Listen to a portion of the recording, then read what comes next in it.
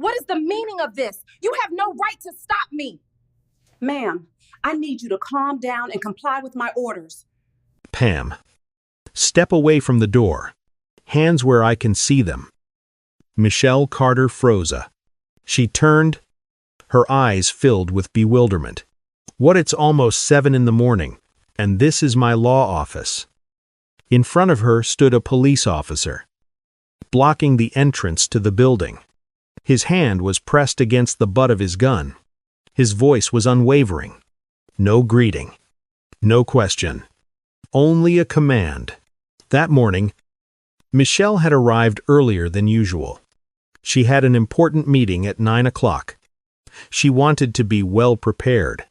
A neat blazer, a briefcase in hand, a hot cup of coffee. The parking lot was named after her. The building was named after her company. She had the key. She had the security code. Everything indicated she had every right to be here. But the police officer in front of her didn't look at her name tag. He didn't check the list of companies in the lobby. He only saw a black woman walking into an office building early in the morning, and that was enough for him. Do you have your papers? Yes. In my briefcase. Can I get them out? Don't touch anything. Michelle took a deep breath. She tried to keep her voice calm. Please. Look at the sign in the lobby. My company is right there. Carter and Associates. The officer shook his head. Anyone can read the sign. The atmosphere began to tense up. A jogger slowed down and watched. The coffee shop across the street had just opened. The smell of coffee filled the quiet morning air. And at that moment, Michelle had no idea that in just 72 hours, this officer's career would be over. The police chief would have to apologize to millions, and the city would lose $35. Sept million. What Officer Dennis Ford didn't know at the time was that the woman he was stopping was the lawyer who had defended the entire police department for the past 6 years. And his biggest mistake had only just begun. Michelle Carter wasn't one to panic. For over a decade in law, she'd stood before juries, faced aggressive prosecutors, and debated the toughest judges. She knew how to stay calm under pressure. But that morning, standing before the police officer blocking her office door, Michelle knew this wasn't an ordinary legal situation. This was a dangerous one. Michelle was 42. She graduated from Georgetown Law School, ranking in the top 10% of her class. After graduation, she worked as a prosecutor for 4 years, bringing criminals to trial and securing dozens of convictions. She believed in the law. She believed in the system. And for years, she believed that the police, for the most part, were trying to do the right thing. Then, Michelle transitioned to defense law. She opened her own law firm, Carter and Associates. In just a few years, she built a solid reputation. And then, the city police department came to her. For 6 years straight, Michelle was the lead attorney representing the entire police department. When citizens sued for wrongful arrest, she was the one who walked into the courtroom. When internal records were flawed, she was the one who corrected them. When a case threatened to become a scandal, she was the one who defended it. Michelle won 23 cases for the police. She knew the police chief, dined with the deputy chief, and knew every procedure, every weakness, every mistake the police department never wanted to reveal. No one understood the system better than her. But on that Tuesday morning, Michelle wasn't a lawyer, not a legal advisor, not a defender of the police. She was just a black woman standing outside her own workplace, trying to explain that she belonged there. And the most bitter part was all her achievements, qualifications, connections, and the years she had spent protecting the system were completely meaningless in the face of the suspicious gaze of the police officer standing before her. The officer standing before Michelle was Dennis Ford, 38 years old, 9 years on the job. On paper, Ford's record looked perfectly normal. No serious disciplinary issues. No prior convictions. No incidents that had ever made the news. On the surface, Ford was a stable officer, long enough to be trusted. But within the police department, Dennis Ford had a different reputation, not recorded in official files, never appearing in reports. But everyone who worked there knew, in the last 18 months, Ford had stopped 7 people. All were black. All were in business attire. All were going to work early in the morning. And most importantly, none of them had broken the law. Once, Ford stopped a real estate agent as he was opening a show home for a client. Ford held him for 45 minutes, repeatedly asking the same question, "What are you doing here?" No charges were filed. No record was made. Another time, Ford stopped a delivery driver in front of a tech company's headquarters. The driver presented his delivery papers, but Ford detained him. Only when the company's CEO personally came out to verify the documents did Ford let him go. Another morning, Ford stopped an accountant as she opened her office door at 6:30. Building security had to intervene to resolve the situation. Each time was the same. A black man, a quiet morning, an unfounded assumption. At the station, some officers jokingly called it Ford's morning patrols. Not for fun, because everyone understood it was a dangerous habit. 3 complaints were filed about Ford's behavior, but none went anywhere.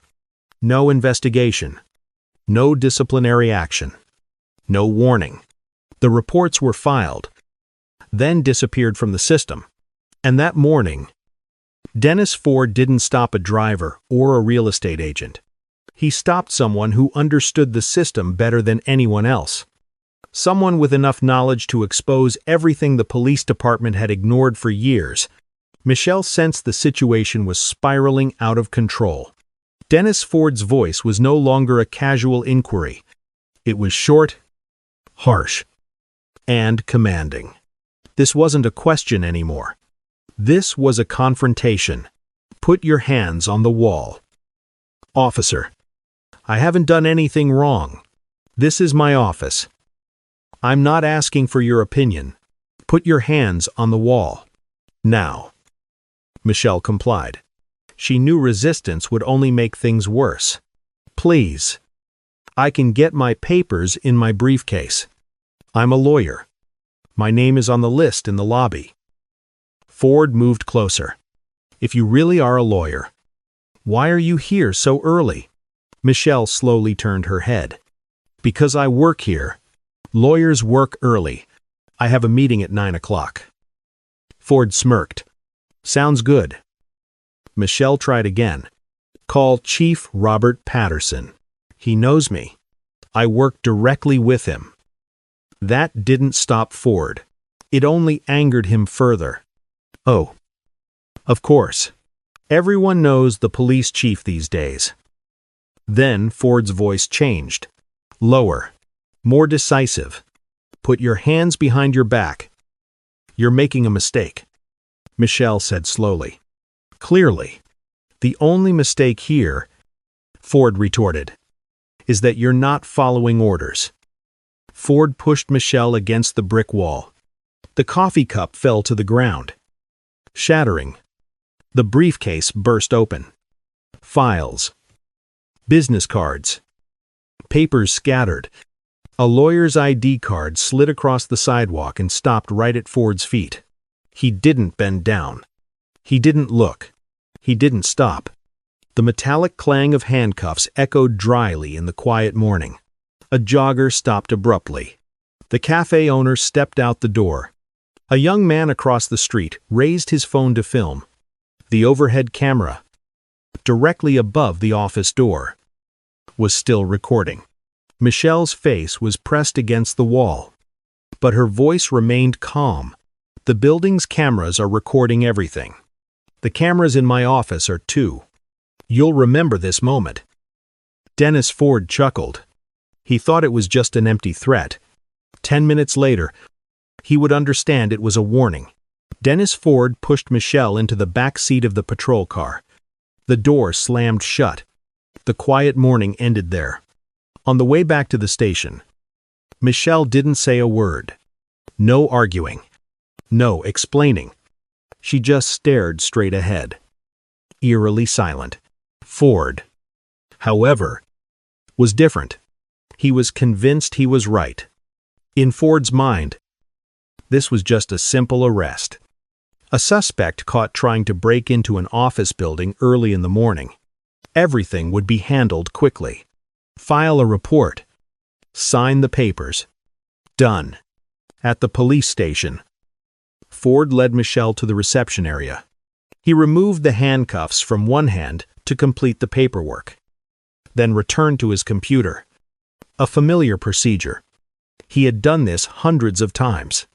Name: Michelle Carter. Ford typed each letter on the keyboard, without haste, without hesitation.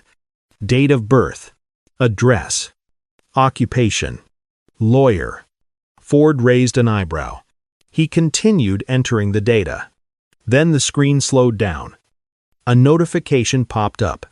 Then a second. Then a third.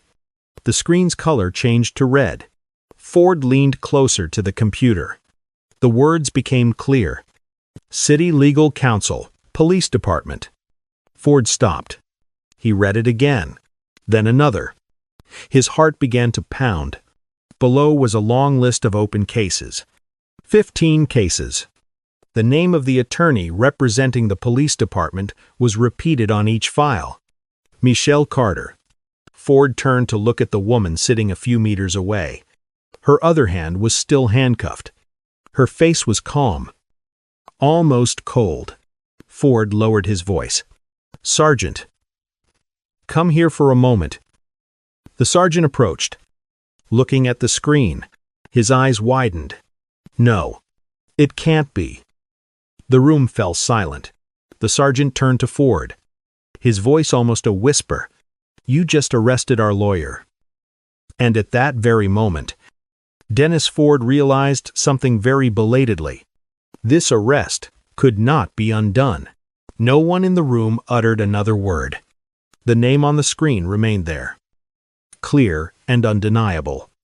Michelle Carter. City Legal Counsel. Police Department. No coincidence. No system error. This was the lawyer who had defended them for years. The sergeant immediately picked up the phone. "Call the shift supervisor. Right now." The supervisor called the deputy. The deputy called Chief Robert Patterson directly, waking him from his slumber. 18 minutes later, the chief walked into the station. He didn't speak to anyone. No greetings.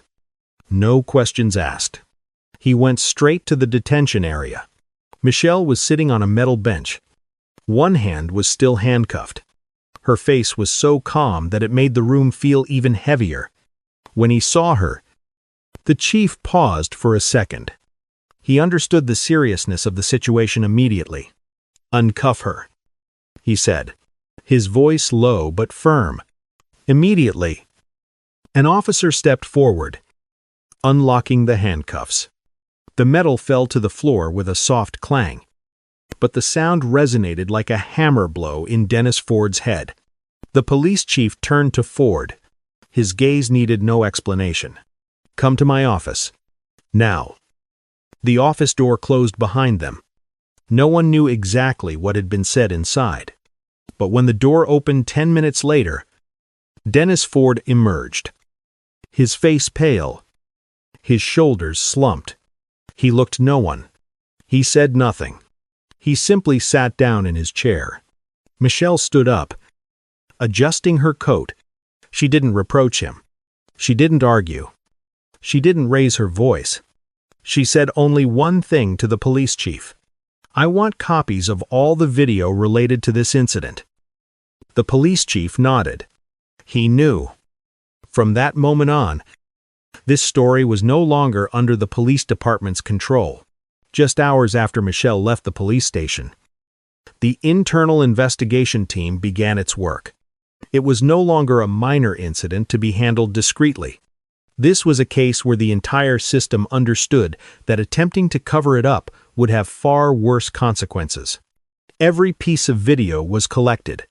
The building's security cameras, the cameras in Michelle's office, the cameras on Dennis Ford's patrol car, the audio from the radio system, every angle told the same story. Michelle stepped out of the car. Calm. Not sneaky. Not hesitant. The keys were already in her hand. Ford approached with his hand on his gun. No greeting. No opening questions. Just commands. The audio clearly recorded every word. Michelle asked for her identification. 3 times. And all 3 times, Ford stopped her. Don't touch anything. Ford stated in his report that Michelle appeared anxious and acted suspiciously. The video showed the opposite. Her voice was even. Her movements slow. Not a sign of resistance. Ford said Michelle was aggressive. Witnesses said she never raised her voice. Ford said she refused to cooperate. Audio recording showed her repeatedly trying to cooperate. Then came the body camera. The camera mounted on Ford's chest. The device was required to be active during every interaction with civilians. But that morning, the camera didn't record. The investigators looked at each other. They'd seen this scenario before. The old list was pulled out. 7 previous stops. The same pattern. Black people. Early morning. No logical basis. 3 previously ignored complaints now became evidence. There was no doubt. This wasn't a personal mistake. This was a repeated act that the system had ignored. And once the truth was recorded in images, audio, and witness testimony, it could not be buried again. It could have ended within the walls of the police station. But it didn't. Because that morning, it wasn't just the police station's cameras recording. The young man standing across the street was David Kim, 29 years old. He didn't know Michelle. He didn't know who she was. He just saw a woman being pushed against a wall, handcuffed right outside a law office. And instinctively, he pulled out his phone and started recording. At 9 o'clock in the morning, David posted the video online with a simple caption. Police just arrested a black woman as she walked into her own law office. In just 1 hour, the video had tens of thousands of views. By noon, the number exceeded 100,000. Early afternoon, local reporters started calling David. By evening, the story was on all 4 major news channels in the city. Then it spread beyond that city. National television channels got involved. Legal experts appeared on screen. Each frame analyzed in slow motion. No reasonable basis. Unnecessary escalation. Unlawful arrest. Social media exploded. She was defending the police, and yet she was treated like a criminal. This shows that, for black people, status doesn't protect you. One comment, shared tens of thousands of times. Read. If this is how they treat their lawyers, what do they do to ordinary people? Pressure mounted on City Hall. The mayor issued a statement expressing deep concern. The city council convened an emergency meeting. The police union initially tried to defend Dennis Ford, but within 24 hours, they were completely silent. Dennis Ford deleted his social media accounts. But it was too late. This story was no longer just a wrongful arrest. It became a symbol. And once the whole of America has seen it, there's no turning back. 3 days after that fateful morning, Michelle Carter reappeared. Not at the office door. Not at the police station. But in a closed-door meeting room. With her own team of lawyers. This time, Michelle wasn't handcuffed. She was the one drafting the lawsuit. The lawsuit was over 70 pages long. The defendants were clearly listed: Dennis Ford, Police Chief Robert Patterson, and the entire city.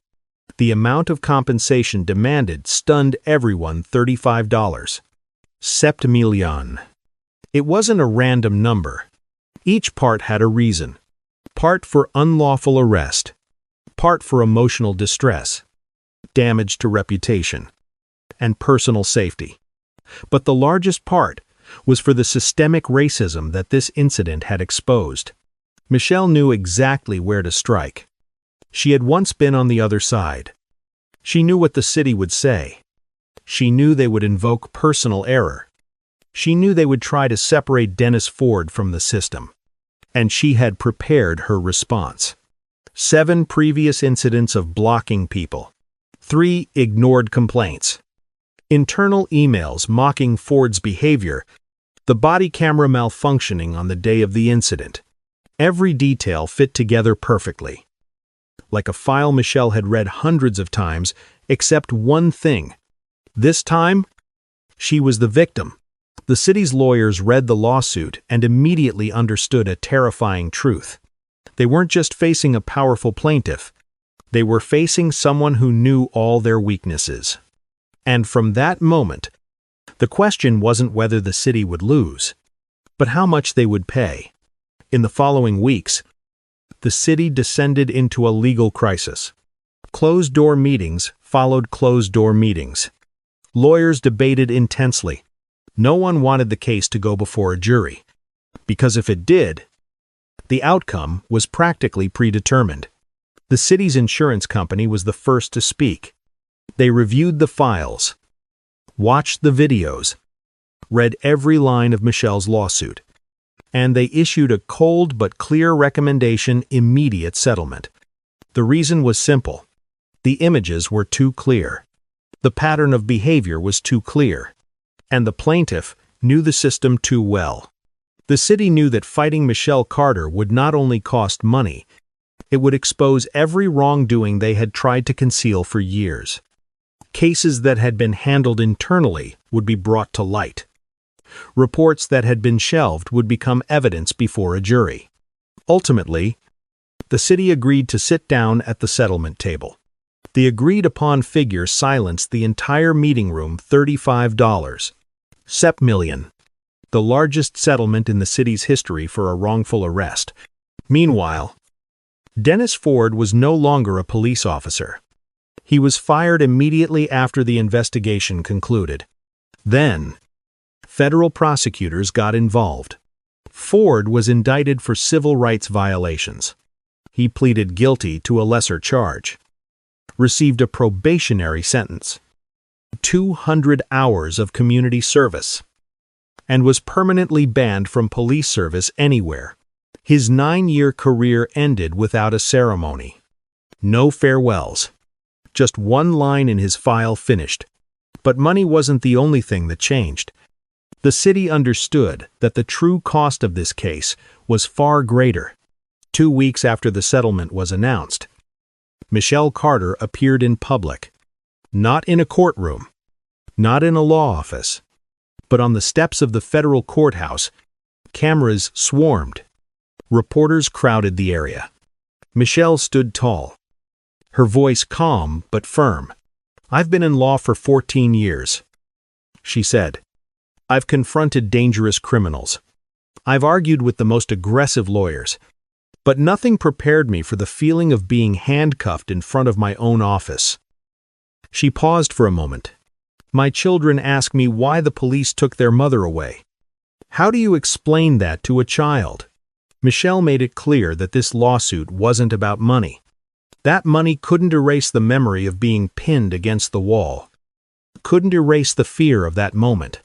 What she wanted was change, not just for herself, but for those without law degrees, without security cameras, without neighbors to testify. "I have everything to protect myself," Michelle said. "So what about those who don't?" She also mentioned her time protecting police officers. "I've protected good officers. I still believe they exist. But this system has protected people who shouldn't be protected, until the price became too high. Michelle looked directly into the camera. You have the right to enter your workplace. You have the right to be trusted. And you don't need to prove that you belong in the professional space just because of the color of your skin. Her words weren't loud, but they carried far. The Michelle Carter case ended with a figure $35. Sep million. But that number didn't appear out of nowhere. It was the result of years of silence, repeated turning a blind eye, and missed opportunities for correction. Following the settlement, the city was forced to change. Police had to take training on racial bias. Body cameras were mandatory. No exceptions. An independent oversight board was established to review complaints. Stop and check procedures were more closely monitored. But there's one detail many can't forget. The cost of basic anti-bias training for police officers is about $200 per person. The city didn't spend that $200. Instead, they spent $35. Sept million. A ruined career. A system exposed. A woman was handcuffed outside her workplace. Michelle Carter had a law degree. She had security cameras. She had witnesses. She had the money to pursue the case to the end. And so, she got justice. But the question remains, how many others don't have those things? How many people have been stopped early in the morning, suspected simply because of their skin color, and then quietly gone on with their lives, never receiving an apology, never receiving compensation? This story isn't just about Dennis Ford. It's about a system that tolerated wrongdoing until the cost became unacceptable. And if that system doesn't change from its roots, Michelle Carter won't be the last. The issue isn't about waiting for another bigger lawsuit.